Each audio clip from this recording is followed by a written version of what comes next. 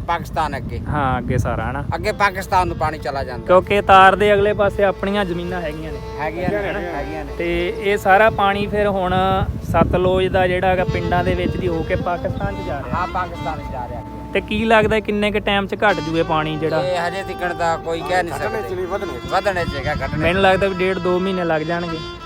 ਹਾਂ ਇੰਨਾ ਲੱਗ ਜਾਵੇਗਾ। ਹਾਂ ਤੇ ਇੱਧਰ ਜਿਹੜਾ ਇਹ ਦੋਨਾ ਨਾਨਕਾ ਤੇਜਾ ਰੇਲਾ ਇਹਨਾਂ 'ਚ ਤਾਂ ਮੈਨੂੰ ਲੱਗਦਾ ਆਵਾਜਾਈ ਬੇੜੀ ਤੋਂ ਬਿਨਾ ਤਾਂ ਹੈ ਬੇੜੀ ਤੋਂ ਬਿਨਾ ਨਹੀਂ ਹੈਗੀ, ਬਿਲਕੁਲ ਤਬਾਹ ਹੋ ਗਿਆ ਨਾ। ਇੱਧਰ ਦੇ ਪੱਤਨ ਤੋਂ ਪਾਰ ਵੀ ਇੱਧਰ ਮੰਨ ਲਓ ਅੱਜ ਜਿਵੇਂ ਮੰਨ ਲਓ ਇਹ ਪਾਣੀ ਸੁੱਕੇਗਾ ਕਮ ਸੇ ਕਮ ਮਹੀਨਾ ਲੱਗ ਸਕਦਾ ਹੈ। ਮਹੀਨਾ ਹਾਂ ਮਹੀਨਾ ਲੱਗ ਸਕਦਾ ਹੈ, ਆਪਣੇ ਲੋਕ ਘਰ ਨੂੰ ਪਰਤਣਗੇ ਮਹੀਨਾ ਡੇਢ ਤਾਂ ਪਹਿਲਾਂ ਲੱਗੇਗਾ। ਬਿਲਕੁਲ।